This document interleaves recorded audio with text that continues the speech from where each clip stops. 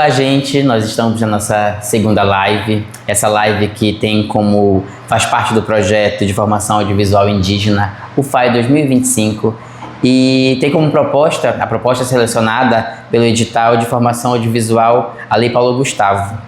O tema dessa live, desse bate-papo, dessa conversa é cinema e crise climática, a desertificação da Amazônia. Nós temos convidado nosso amigo Thiago. E quando nós falamos desse tema, dessa temática, Thiago, nós trazemos essa proposta de debate, de reflexão sobre um dos fenômenos ambientais que estão afetando diretamente os povos da Amazônia, Então, é algo que já vem crescendo, dando o seu alerta e sendo silenciada também por muitos, aqui da Amazônia. Então, a gente vê esse crescimento, ao mesmo tempo um pouco do abafamento dessa temática, E hoje nós estamos aqui para nós conversarmos, debatermos um pouco mais sobre essa temática que para nós, povos da Amazônia, que vivemos aqui, que somos a Amazônia, é fundamental para nós debatermos e discutirmos e entendermos um pouco mais sobre essa temática. Então, desde já, seja bem-vindo. E para nós começarmos, eu gostaria que você se apresentasse, falasse um pouquinho sobre a sua relação com o audiovisual, mas também relacionando com essa temática. Ótimo, muito obrigado. Bom, um prazer estar aqui hoje. Eu sou Thiago Vargas, sou antropólogo, sou também filmmaker, Eu trabalho com cinema já há cerca de 12 anos, 10, 12 anos. E trabalho também na RENCTAS, como um dos coordenadores, que é a Rede Nacional de Combate ao Tráfico de Animais Silvestres.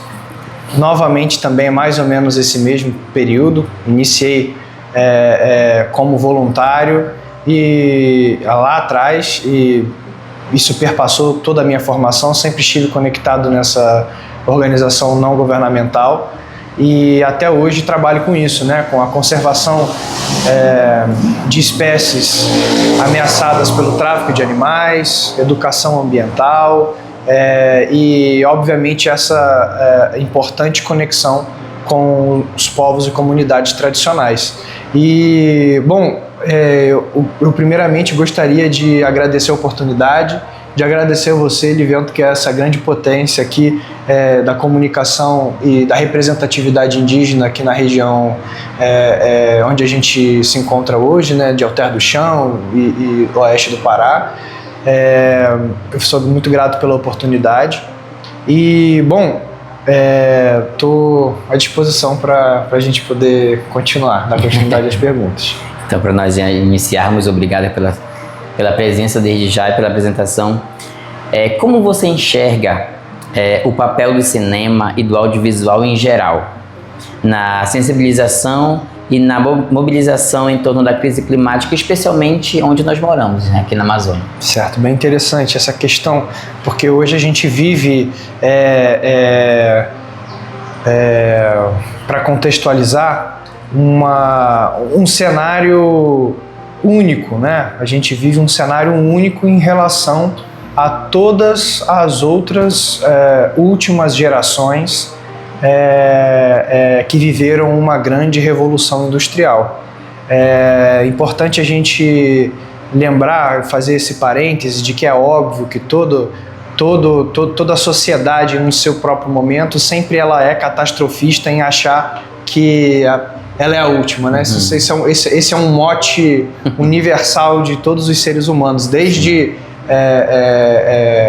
dos períodos bíblicos que você lê lá antes de Cristo, do grande dilúvio, a destruição do mundo, etc., aí o Apocalipse, sempre é um grande mote. Mas hoje a gente vive nesse mote de forma verdadeira, que é o quê? É científico. Sim. Os recursos naturais estão de fato acabando e o planeta vai sobreaquecer a um grau tão elevado que irá trazer um risco perene, perpétuo à vida na Terra, entende? Sim. Então, a gente vive hoje essa questão das mudanças climáticas ainda com um novo agravante da última década, que é a quarta, digamos assim, tem algumas conjecturações diferentes, mas ainda agora sobre a quarta revolução industrial, que é o quê? A ascensão da inteligência artificial. Fazendo uma pequena recapitulação, a gente teve lá por meados do século, final do século XVIII, a ascensão da primeira revolução industrial com as máquinas a vapor, a segunda lá no início, mais ou menos do século XIX, com a ascensão e massificação da eletricidade. Depois a terceira, mais ou menos aí na metade do século XX, meados disso, a gente teve a grande ascensão da computação, e agora a gente está tendo, no início do século XXI, da ascensão da inteligência artificial. E isso vai revolucionar de uma forma grotesca a maneira com que a gente vai precisar lidar com a questão das mudanças climáticas, porque antes de ser discutido isso de forma estruturada, essa ascensão dessa nova quarta revolução industrial, já havia uma preocupação gigantesca com a questão das mudanças climáticas, porque até a altura da terceira revolução industrial, já no início do século XX, nós já estávamos numa rota e numa velocidade ao percorrer essa rota, praticamente já alcançando um ponto de não retorno, em que o planeta de fato vai sobreaquecer e os recursos irão acabar. Só que agora, com a quarta revolução da inteligência artificial, você tem a questão dos data centers, né? Ou seja, os centros de dados, que exigem bilhões de litros de água e de gasto de energia elétrica para fazer o seu resfriamento. E são dezenas que estão sendo construídos em diversas regiões do planeta. Então, assim, uma estimativa de centenas já nos próximos 5 a 10 anos, o que é extremamente complicado matematicamente falando, porque você vai exponencialmente aumentar a utilização dos mesmos recursos que nós já estávamos dizendo que já estava numa reta inviável, né? É óbvio que quando a gente fala da questão das mudanças climáticas, a gente está falando primariamente da grande questão do impacto que a emissão exacerbada do CO2 na camada atmosférica acaba afetando, criando um buraco na famosa descoberta camada de ozônio, e que essa interação ela é danosa para a Terra, porque a camada de ozônio acaba por filtrar e impedir que determinados tipos de raios solares entrem na atmosfera, e conforme ela abre e você tem por outro lado, uma camada extra que não havia de CO2, essa camada de CO2 acaba fazendo com que os raios que entram mais, não permita o resfriamento da atmosfera. Então ela acumula mais calor por conta do CO2. Falando assim de forma bem primária e superficial. São vários outros fenômenos que acontecem, com algumas complexidades a mais, mas essa é uma forma simplista e ilustrativa de colocar a coisa. E, resumidamente, dentro desse espaço, aí eu acho que eu consigo entrar diretamente na sua pergunta, dentro desse espaço existem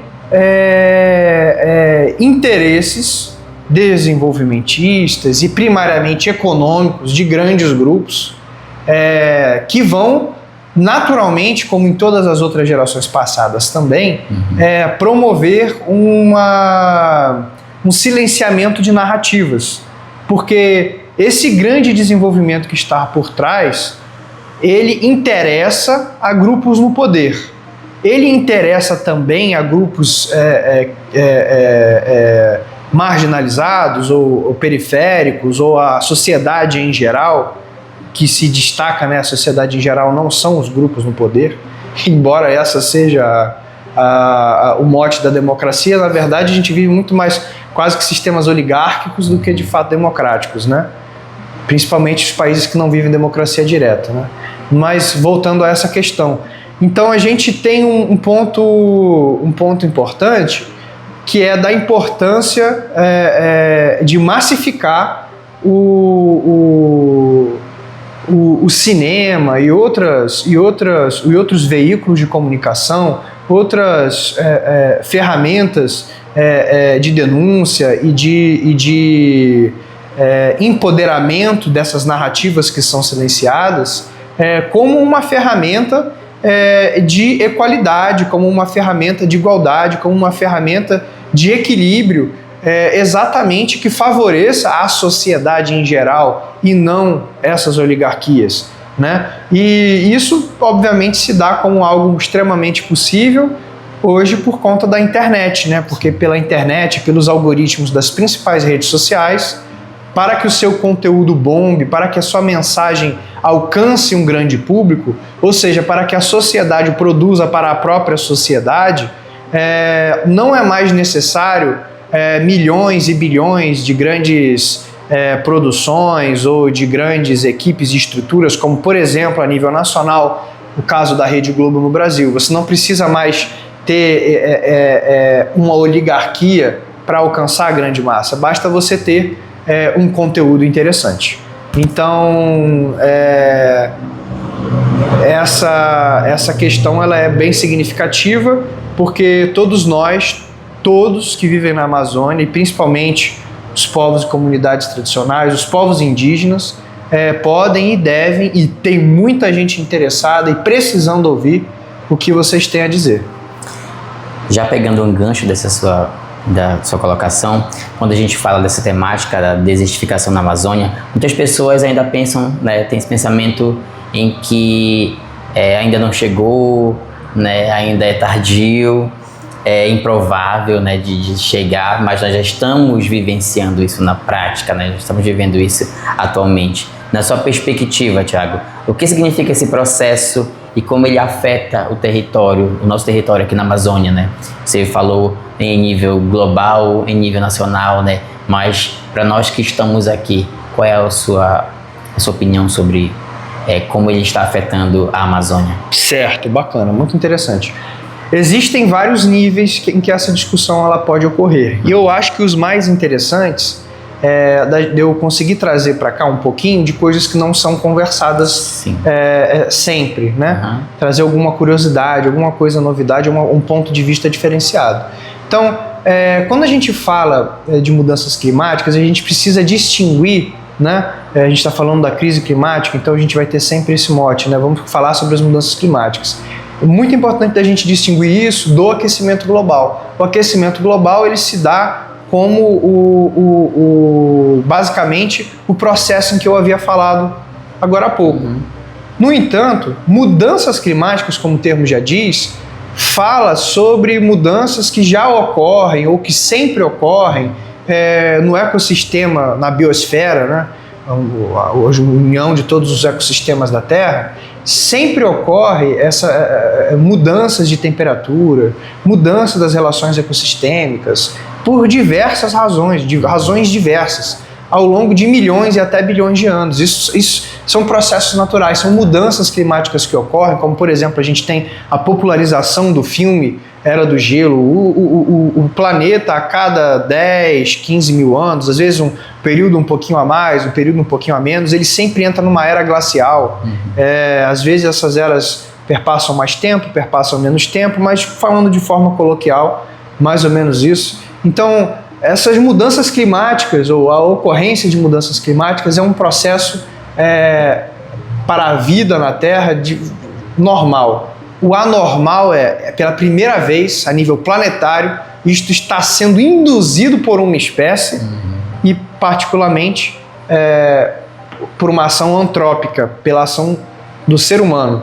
E esse ponto ele traz a ocorrência, por exemplo, da desertificação da Amazônia, né?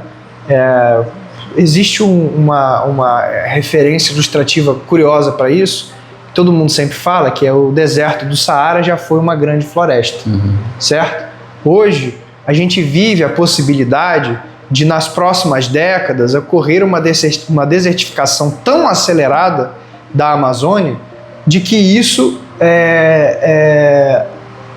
alcance um possível ponto do que os estudiosos de mudanças climáticas, né, os climatologistas, vão falar que seja o ponto de não retorno. Sim. E ninguém consegue cientificamente estabelecer quando ou se já houve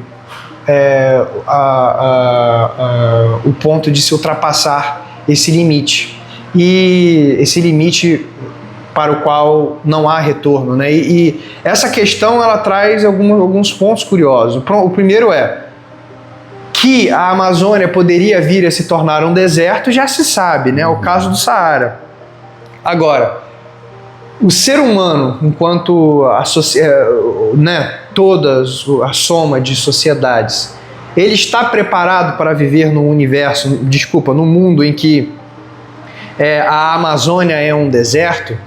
Será que nós estamos tecnologicamente preparados para viver num mundo com as consequências do que nós estamos causando a nível de todos os ecossistemas do planeta Terra, para conseguir continuar a nossa vida, nem digo a vida normal, mas a própria vida humana, sobre as consequências desses efeitos e mudanças que nós estamos provocando?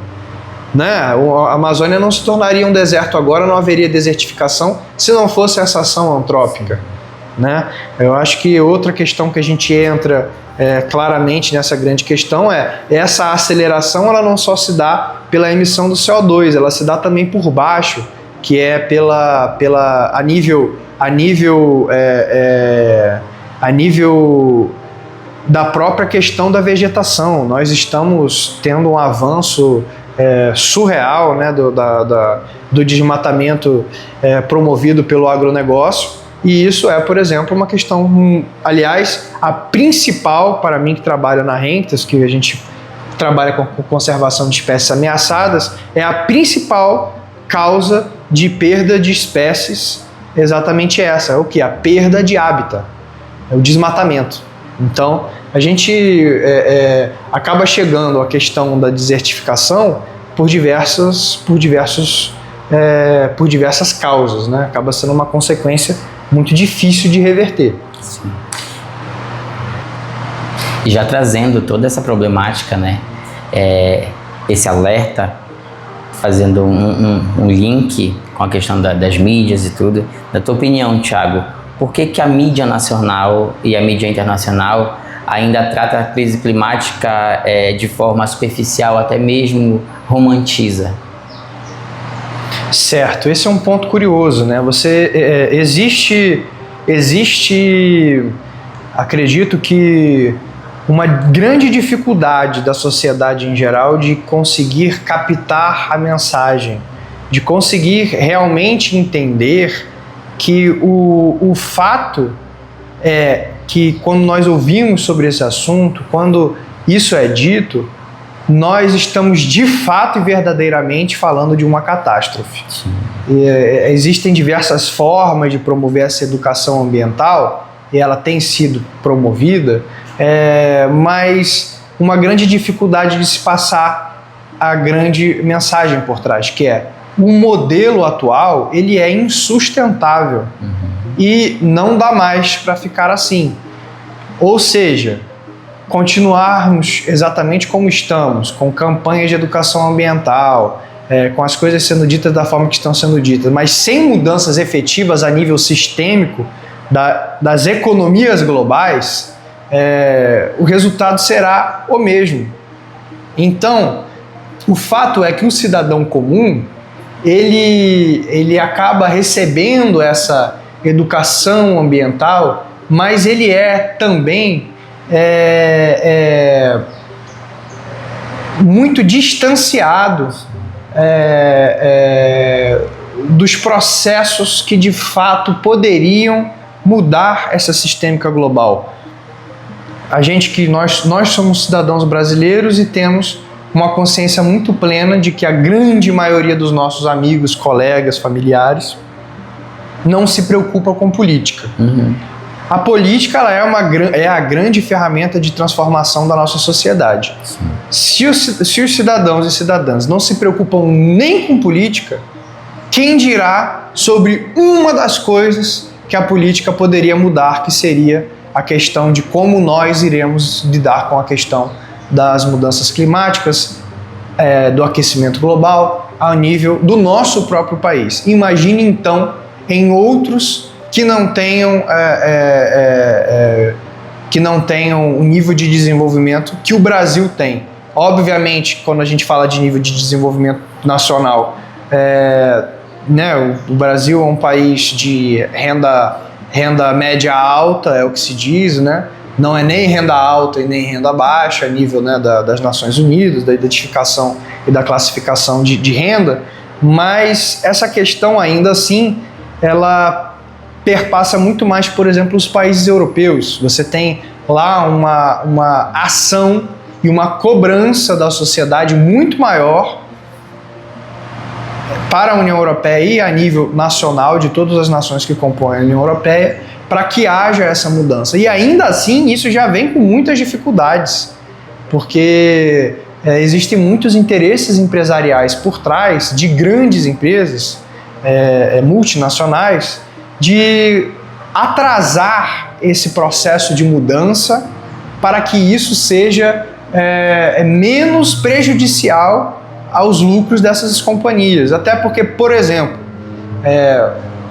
a principal ação a nível individual que nós poderíamos fazer para conseguir afetar, né, ou mudar um pouquinho essa rota catastrófica que a gente entrou, né, enquanto humanidade, seria diminuir o nosso consumo. E você não vê uma Coca-Cola, uma outra grande empresa qualquer, Johnson & Johnson, grandes conglomerados, Unilever, enfim, tantos outros, né? Você, Nestlé, etc. Você não vê ninguém fazendo uma grande campanha midiática dizendo assim, compre menos da gente. Uhum. Pessoal, vocês só precisam de tantos litros de líquidos, sucos em caixinha por dia. Vocês não precisam estar comprando tanto igual vocês estão. Então, pelo amor de Deus, pare de comprar industrializados e biscoitos. Vão comprar orgânicos que são plantados perto da sua cidade. Ah, não tem? Pois então cobre do seu município. Isso não existe. Se você não tem nenhuma campanha assim, acho que foi a primeira que eu inventei agora, foi a primeira que vai ser exibida. Nenhuma grande empresa vai fazer isso, porque ninguém quer ter que prestar conta no seu relatório trimestral, que as empresas fazem isso no mercado financeiro, do porquê que o lucro delas caíram e estarem vinculados à comunicação ao plano que elas mesmas aprovaram, com qual estratégia de diminuir os próprios lucros. Então esse é o ponto que a gente está trazendo, essa lógica capitalista que existe por trás do sistema atual, de maximização dos lucros sem considerar todo o restante, né?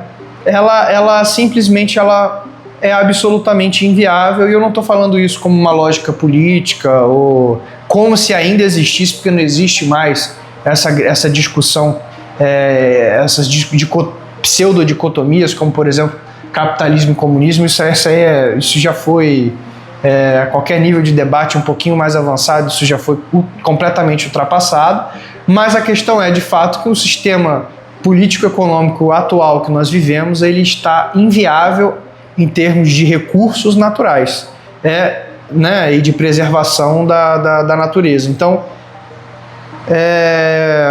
esse ponto é bem problemático. Bem problemático, né? Quando a gente fala de lucro, existem vários fatores ali, né, Thiago? E, na tua opinião, como o cinema ele pode contribuir para se tornar visível a desertificação e as suas consequências diretas para os povos amazônidas, quilombolas, ribeirinhos e indígenas? A possibilidade mais concreta que eu vejo é exatamente a eternalização da mensagem que a arte promove. A gente teve uma coisa muito curiosa que eu vi recentemente, que foi depois de 500 anos foi descoberto que aquela grande pintura que existe no teto, no centro da Capela Sistina do Vaticano, foi falado isso agora na época do conclave, né, por conta da eleição do último Papa, esse ano de 2025, veio para a mídia a divulgação de que recentemente, na última década ou algo assim, um neurocientista, ao analisar aquela figura do encontro, né, do dedo de Deus com o dedo do homem, percebeu que a nuvem que envolve Deus nessa imagem, ela é uma exata representação em cada um dos elementos que estão nessa nuvem. Então, por exemplo, da roupa de Deus, do formato em que Deus está desenhado, para os anjinhos que aparecem, para o contorno da nuvem, ou seja, digamos assim, os anjinhos que estavam representados, o contorno deles representava o exato formato de subdivisões das regiões do cérebro, de forma que todo aquele desenho de todo Deus representava exatamente uma figura anatômica, ou seja, 100% igual ao cérebro humano. E aí a gente tem, poxa, no século XV, não sei exatamente agora se foi 14, 15 ou 16, realmente não me lembro, tá? Em que Michelangelo fez essa pintura, ele colocou essa mensagem subliminar na época, que seria uma gigantesca heresia, não é? Que é o quê? Deus está na mente do homem. Ponto final. Ele falou isso, botou isso no teto do Vaticano para todo mundo ver, e as pessoas só foram descobrir 500 anos depois. Então isso eu acho que essa é talvez a peça mais artivística da história da humanidade, porque foi brilhante a um nível além da brilhantez, será que é assim que se diz, da beleza estética das obras dele. Eu acho que aí existiu uma potência ativista incrível, né?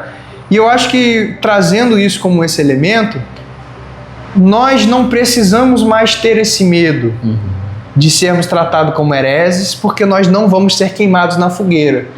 Não, pelo menos, com fogo da Inquisição, como havia em alguns momentos ali da Idade Média, né? Ou até do final da Idade Média, etc. Mas, enfim, né? A gente não está falando aqui de divisões dos períodos em renascentismo, nada disso, né? Mas vocês entenderam a lógica da coisa. Nós vamos ser jogados na fogueira por outros pontos, né? Que é o seguinte: você é silenciado, né? Sim. Hoje, se você posta um vídeo nas redes sociais sobre qualquer coisa relacionado a ONGs, é difícil que, se você faça algo de forma institucional, você consiga visualizações, likes e curtidas. A sua mensagem ela não tem alcance. Ela só tem alcance se ela tiver um diferencial. Se ela agradar o algoritmo para ela ser tratada como entretenimento. Se ela for tratada como ativismo, ela não é um conteúdo de boa qualidade para as redes sociais. Porque tem que agradar alguém. Algo que é intelectual demais não agrada as redes sociais. Entendeu? E isso é tanto de direita quanto de esquerda. A gente pode ter lá aquele influenciador de direita, que, enfim, extremas críticas a ele, mas que eu acho que era um excelente exemplo, né? Que era o Olavo de Carvalho. Ele tinha poucos seguidores no começo, assim, a questão de YouTube. Então, o que eu quero dizer com isso me influenciou a direita no Brasil, né? Sim. Então, o que eu quero dizer nós conseguimos, independente do seu espectro político, influenciar positivamente a sociedade em geral para conseguir massificar essa ideia de que nós precisamos mudar nossos hábitos de consumo. Preservação ambiental hoje é estritamente ligada à diminuição do consumo de produtos industrializados. Esse é o ponto. Quem é que está disposto a ficar com o seu celular por mais anos? Quem é que está disposto a trocar menos de roupa? Quem é que está disposto a reduzir o seu consumo de energia elétrica, de água, de internet, de todos os serviços que são promovidos pelo tal do desenvolvimento e tecnologia, ou no mínimo atrasá-los, né? em função disso? Bom, pelo menos hoje nós sabemos que não os ditos países de primeiro mundo. Estados Unidos, por exemplo, não está nem um pouquinho disposto a fazer isso, principalmente nessa nova era Trump. Então, não a nível institucional, a nível de governo, né? Então, essa questão ela é bem difícil de lidar também, né? Então, trazendo essa questão a um nível regional, tentando sintetizar um pouquinho, né? Eu acredito que esse exemplo que eu dei do Michelangelo, ele é um exemplo excelente para mostrar como que o cinema, como a arte de forma geral, ela pode ser significativa para trazer visibilidade a essa questão da desertificação, né, a nível regional em toda a Amazônia, né? Ela pode ser uma ferramenta que traga a voz àqueles que não têm a nível global, né? Para você poder de fato mostrar para as pessoas, no caso, por exemplo, do Brasil, as pessoas do Sudeste, onde você tem a maior parte da população, o que de fato está acontecendo aqui. Aqui, né, as pessoas do Sudeste não conhecem a Amazônia, já aconteceu várias vezes, com certeza com você também. Comigo já aconteceu várias vezes, de falar com gente que eu conheço lá do Sudeste e as pessoas me perguntarem como é aqui. Né? Tem macaco andando na rua, jacaré andando na rua, vocês têm energia elétrica, tem internet, e aquela visão romântica do que é uma sociedade sem desenvolvimento tecnológico, sem acesso. E, obviamente, junto com essa visão vem aquela ideia da floresta preservada. Sim. O que nós sabemos que não é mais verdade, né? Nós não estamos mais numa floresta intocada, nós estamos numa floresta ameaçada, né? Com um gigantesco arco de desmatamento, a cada dia se expandindo e aumentando potencialmente os riscos da aceleração dessa desertificação ainda em uma ou duas gerações. A gente já está vendo isso ainda nesse século. Então, o cinema tem esse papel fundamental de estar trazendo essa questão da visibilidade para esse problema. Sim. Então, Thiago, como lidar com a apropriação de narrativas ambientais por grandes produtoras ou marcas que utilizam a pauta ecológica, mas muitas vezes, ou todas as vezes, não tem esse comprometimento, né, esse compromisso com o território? Essa é uma pergunta excelente. Como que nós podemos lidar com isso enquanto sociedade civil? Sim. E principalmente como os povos indígenas, sim, os mais interessados, podem lidar com isso para a proteção dos seus territórios? Esse ponto é fundamental, né? A gente tem a questão do problema que você trouxe, que é o quê? A grande falácia da sustentabilidade, né? Que é o quê? Exatamente aquilo que nós estávamos conversando. Para você, de fato, criar uma mudança sistêmica, deveria haver uma comunicação, deveria haver um engajamento que diminuiria o lucro dessas empresas, ou seja, contra o próprio motivo pelo qual empresas existem. Empresas existem para dar lucro. Caso contrário, seriam empresas sociais ou associações, né? Sim. Então, a própria finalidade de uma empresa, independente se ela se dedica a qualquer atividade que seja, é dar lucro, né? Então, nesse ponto, a gente tem a questão, por exemplo, a questão do greenwashing, né, que a gente chama, que é exatamente o que esse greenwashing? É a lavagem verde, né? É o que? A lavagem verde, né, ela é mais uma das ferramentas, ela é mais uma das formas das empresas travestirem os seus... eu não gosto dessa expressão, mas eu já usei, então desculpa. Os seus produtos de uma outra forma, uma nova roupagem benéfica para pessoas acreditarem que aquele produto tem menor impacto ambiental. Com qual finalidade? De comprar mais, de comprar aquele produto dela ao invés de comprar o produto da empresa concorrente. Ou seja, a lavagem verde, nessa falácia da sustentabilidade, é exatamente isso utilizado como: poxa, mudanças climáticas, nós precisamos lidar com isso, precisamos produzir de forma a economizar água, a reciclar, etc, etc, mas vamos utilizar isso de forma a favorecer a venda dos nossos produtos, ou seja, já não funcionou, né? E isso é feito. E agora, como é que os povos indígenas podem fazer isso? Podem fazer algo contra isso, né? Bom, vou começar primeiro em relação à sociedade em geral. A sociedade em geral, ela pode e deve cobrar uma mudança. Como? A única forma que eu consigo vislumbrar é através da política, é através do engajamento político. Né? Nós precisamos, por exemplo, a nível nacional, nos reunir enquanto sociedade em geral e demandar uma interação maior com os nossos representantes no Congresso Nacional. Entende? Nós precisamos ter um modelo político que favoreça essa interação, essa aproximação e essa parceria, né? Essa cobrança desses atores políticos que devem representar as suas regiões, né? E existe um nome para esse modelo que seria um pouquinho mais engajado, né? Departamentalizado, que seria exatamente você ter deputados federais, ou seja, deputados no Congresso Nacional, representando regiões ao invés de estados. Eles representariam micro-regiões.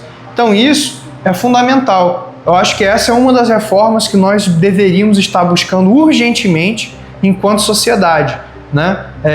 Isso promoveria por si só uma natural politização dessas regiões que estariam vendo ali no dia a dia o seu representante ou os seus representantes.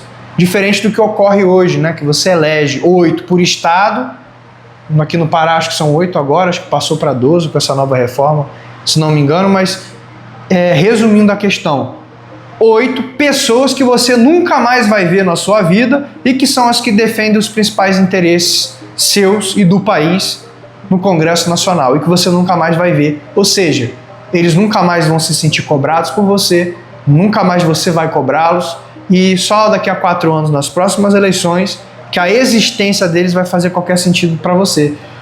E isso é problemático, entendeu? Se fosse por região, como é em outros lugares do mundo, né, que é o chamado modelo distrital, né? Se fosse no seu distrito, tu ia saber onde o cara mora. Se você sabe onde ele mora e ele sabe que você sabe onde ele mora, ele vai agir diferente, porque a família dele mora lá também. Então, fui muito direto ao ponto na questão do medo, da intimidação, mas não é exatamente isso, mas é também, né? É o quê? As pessoas têm que ter compromisso e responsabilidade. Hoje elas não têm, né? Hoje elas não são cobradas, os nossos representantes não são cobrados. Então, os povos indígenas podem e devem ser um dos grandes atores para propor essas grandes reformas, porque nós não temos nenhum grupo grande, expressivo o suficiente, como é o caso dos povos indígenas no Brasil, articulados em todo o território nacional, trazendo uma pauta tão significativa quanto essa para a grande mídia, para a grande imprensa. Isso não está acontecendo, entendeu? Então eu acho que esse era um dos grandes benefícios para a sociedade em geral, um grande benefício para os próprios povos indígenas, a mudança do nosso sistema político, que seria através dessa eleição de deputados a nível distrital, ao invés de nível estadual, como nós temos hoje. Isso poderia causar uma grande mudança no perfil dos próprios representantes que nós temos do povo no Congresso Nacional. Hoje nós temos o BBB, né? Que é basicamente quase 2/3 do Congresso Nacional, um pouco menos do que isso, mas resumidamente metade ou algo assim, são da bancada do boi, da Bíblia e da bala, ou seja, são eleitos por quem tem mais dinheiro para elegê-los a nível estadual em todos os estados da federação. Ao passo que se nós pudéssemos propor um sistema misto ou ainda totalmente distrital, talvez misto fosse ainda melhor, ou seja, que metade fosse majoritário a nível estadual, né? e a outra metade a nível distrital dessas regiões, a gente tivesse a possibilidade de estar trazendo vozes expressivas para aquela região. Ou seja, na região amazônica, que nós temos diversas vozes expressivas no movimento indígena, nós poderíamos ter um aumento expressivo do número de representantes indígenas. E isso poderia ser uma grande conquista também, naturalmente, né? Então eu vejo que qualquer grande transformação social, ela passa, inclusive para mudar o comportamento das empresas, de todos os atores que são regulados pelo Estado, ela passa por uma mudança política. E enquanto esses movimentos de sociedade civil, e aí é que vai uma crítica a todos, né? Todas as ONGs, até porque eu faço parte de uma associação da sociedade civil, embora nós tenhamos sempre tentado ser a voz dissidente, indo contra a boiada, né? Em todos os sentidos. E exatamente essa questão. Nós temos que ter responsabilidade em trazer pautas que causem mudanças sistêmicas verdadeiras, né? E enquanto as ONGs, associações de sociedade civil, inclusive os próprios povos indígenas, estarem focados em mudanças microsistêmicas ou que afetem somente o que a gente chama de pauta identitária, nós teremos uma briga de pequenos atores. Enquanto que toda a sociedade civil, ou uma parcela dela significativa, poderia estar unida hoje em prol de uma grande mudança sistêmica quanto essa, que afetaria diretamente o interesse de todos eles. Mas cadê liderança? Cadê os nossos representantes desses movimentos estarem discutindo essas mudanças sistêmicas em conjunto? Não. Cada um está preocupado em falar o quê? O indígena está preocupado pelas pautas indígenas. A população LGBT está preocupada na pauta LGBT. A favor do aborto está preocupado a favor do aborto. Ativistas ambientais estão preocupados nas causas ambientais. Essa divisão, ela é segmentada e até certo ponto natural, por conta da questão dos espaços de fala, das trajetórias individuais, dos movimentos representativos de coletivos e grupos. Isso é óbvio, né? Isso é natural. Mas a gente ainda não deu um passo à frente, já passou de 10, já passou desde a Constituição de 88, a gente tem o quê? 37 anos, e a gente ainda está lá no começo. A gente ainda está lá, desde o começo lá foi com o quê? Com os movimentos trabalhistas. Né, a partir dos trabalhadores. Quer dizer, a gente ainda está na mesma lógica de 37 anos atrás governando o país. Isso é um absurdo. A gente devia estar num movimento hoje o quê? De avanço, de integração de todos os movimentos da sociedade civil, que é o que não existe, para as pautas em conjunto e não para essas pautas segmentadas individuais.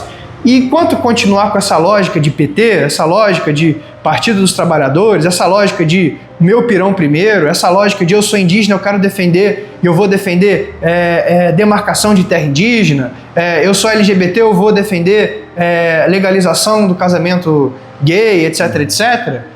Não estou falando contra nada disso não, pelo contrário, sou a favor de tudo isso. A questão é, enquanto movimento ambientalista, se for só defender as espécies, aí, meu filho, não tem como. Se a gente não se une para defender o que é melhor para todos, ninguém nunca vai chegar num bom resultado. E agora a gente talvez tenha até uma pequena sorte, que é o quê? A gente tem uma causa comum e um motivo muito bom para todo mundo, inclusive quem é da direita e não defende essas pautas, está defendendo isso também, que é o quê? Se nós não fizermos algo, ninguém vai fazer por nós e não teremos mais casa, que é o nosso planeta. Então, a não ser que todo mundo queira adotar a lógica do Elon Musk de ir para Marte, é bom a gente começar a sentar em conjunto, nas mesmas mesas, e começar a discutir o que importa para todos. Certeza. Então, Thiago, essa é uma pauta muito importante em que a gente levaria horas e horas para te ouvir, para discutirmos aqui, né? Infelizmente, a gente está chegando ao fim da nossa live. Mas para nós finalizarmos, eu queria que você deixasse uma mensagem, uma convocação para quem assiste essa live, né? Sobre a importância de se engajar e apoiar essas narrativas locais da crise climática e da desertificação na Amazônia. Certo, eu gostaria então de aproveitar essa finalização para te agradecer a paciência, que eu sei que eu às vezes sou bem prolixo, mas brincadeira, agradecer o seu convite, agradecer a sua presença, a sua pessoa, ao seu trabalho, a sua representatividade. Eu acompanho você e você eu acho que o grande exemplo da voz que nós precisamos, né? Você, biólogo, professor, influenciador verdadeiro, que é o que? Aquele que influencia as pessoas não só nas redes sociais, mas fora delas. Você transforma vidas como professor, né? E as duas atividades em conjunto. E eu acho que isso é muito bonito, né? Eu acho que o meu convite para todos que estão nos assistindo é exatamente de ser a voz dissidente. Seja o dissidente. Participe politicamente dos grupos nos quais você se sente representado, seja ele qualquer que seja ele indígena, negro, quilombola, comunidade tradicional, LGBT, de direita ou de esquerda, tanto faz, mas participe ativamente e politicamente destes grupos, seja a voz dissidente, cause reflexões e, principalmente, busque sempre trazer a integração política com os outros movimentos dentro do que você faz parte, para que algum dia a gente chegue a essas mudanças políticas necessárias pela integração de todos, né?